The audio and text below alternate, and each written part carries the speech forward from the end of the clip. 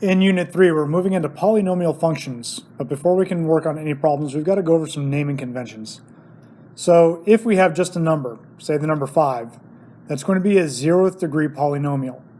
And anytime that you have a 0th degree, it's going to be known as a constant. Then since the number 5 is only one number, there's no variables or anything attached to it, we only have one term. So we're going to call anything with one term a monomial. Remember that the prefix mono, M-O-N-O, does mean one. Then there's not going to be any end behavior because this is just going to be a point on the x-axis. Now, when we move into another polynomial like x plus 5, that's going to be a first degree polynomial because the highest exponent on any of the variables is a 1. We're going to call this linear, which you've already been over. Since this particular one is x plus 5, there are two terms, so we would call that a binomial, because remember that bi stands for 2.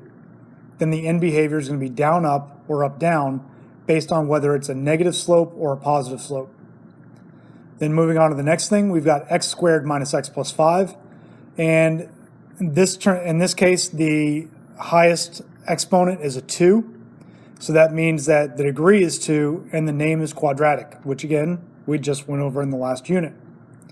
In this case, there are three terms. There's an x squared, there's an x, and there's a 5.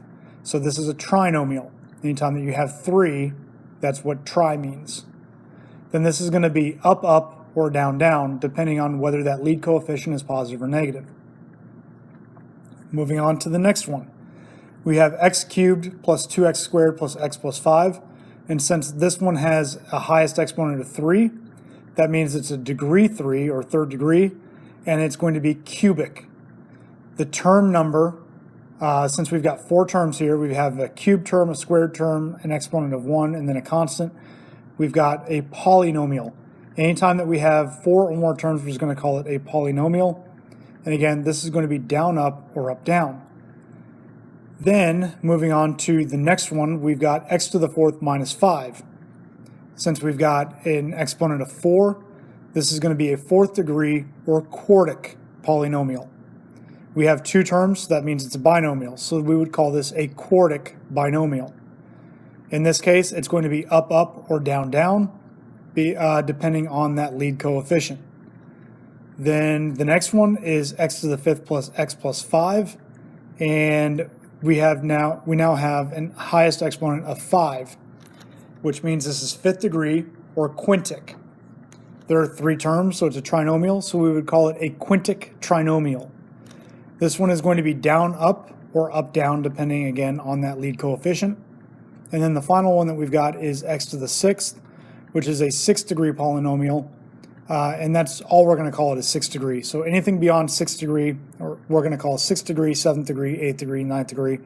You're not going to have to know a specific Latin name for it. Then there's only one term, so this would be a 6th degree monomial. And this is going to be up, up, or down, down, again, depending on the sign of that lead coefficient. In problems 1a and 1b, we're going to classify polynomials. So the directions are write each polynomial in standard form, and then what is the name of the polynomial based on its degree and number of terms. So the original expression that we're given is 3x plus 9x squared plus 5. In order to put it into standard form, we need to make sure that the exponents are arranged from highest to lowest, so in descending order. So we've got 9x squared, then plus 3x, plus 5. This is going to be our standard form. We look at what is the highest exponent. The highest exponent is a 2, which means it's quadratic. And we didn't have any terms to combine, so we've got 3 terms, which means it's a trinomial. So the classification on this is a quadratic trinomial. For the next one, we're going to be looking at 4x minus 6x squared plus x to the 4th plus 10x squared minus 12. So identify what is your highest exponent. Your highest exponent is 4, so that's going to go first, x to the 4th. Then what is your next highest exponent? You have 2 squareds, so those need to be combined together. So negative 6x squared plus 10x squared is 4x squared. Place that behind the x to the 4th. then you have a 4x, and then you have a negative 12. So the standard form of this is going to be x to the fourth plus 4x squared plus 4x minus 12. Since this has a highest exponent of 4, and it has 4 terms, it is going to be classified as a quartic polynomial.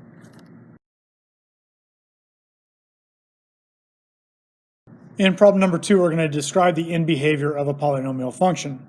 So the question is, what is the end behavior of the graph? And then check your answer with a graphing calculator. We're given y equals 4x cubed minus 3x.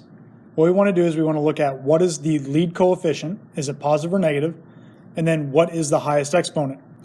And in this case, the a value, 4, is positive, and then the lead exponent is odd. So we have a cubic function, which tells us we're either going to have down up or up down. Since the a is positive, that means that we're going to have down up. When we do this on Desmos, and we go to the graphing calculator function on desmos.com, you can see that you end up with a graph that starts down and ends up.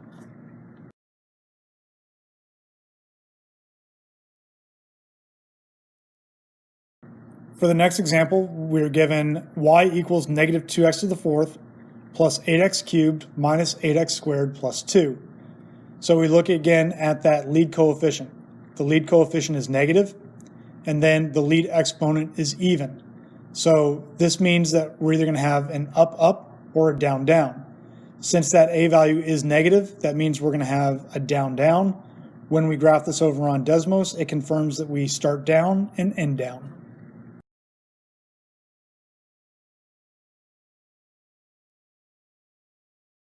For the next problem, we're looking at graphing cubic functions. So we're asked, what is the graph of y equals 1/2 x cubed?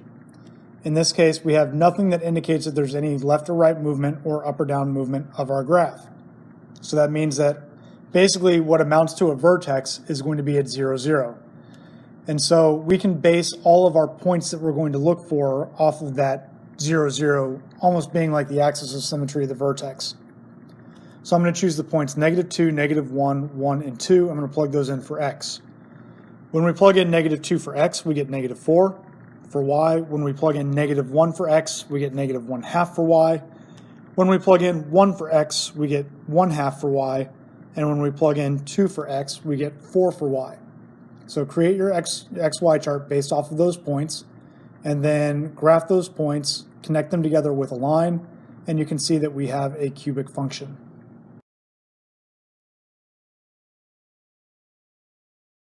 In this final problem, we're going to take a look at using differences to determine a degree. So all we're given is an XY chart with a lot of ordered pairs, and we're asked to determine what is the degree of the function that we're looking at just with the XY chart.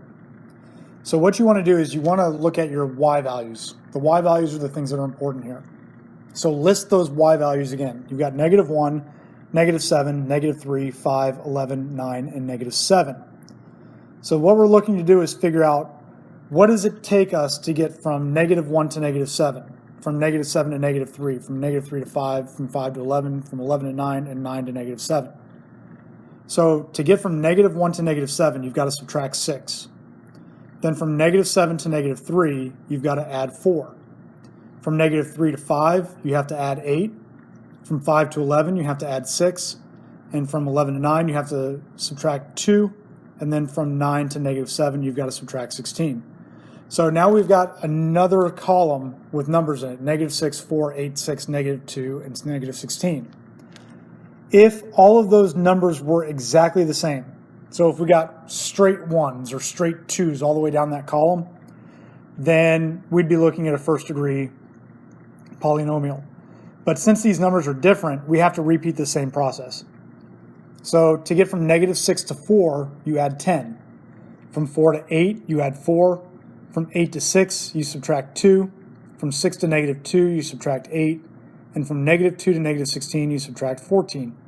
And again, you can see we don't have all the same numbers in this column. We've got 10, 4, negative 2, negative 8, and 14. To figure out if we've got a third degree, we need to repeat the process again. So from 10 to 4 is negative 6, 4 to negative 2 is negative 6, negative 2 to negative 8 is negative 6, and negative 8 to negative 14 is negative 6. And since all of these are the same in that column, we know that we have a third degree polynomial.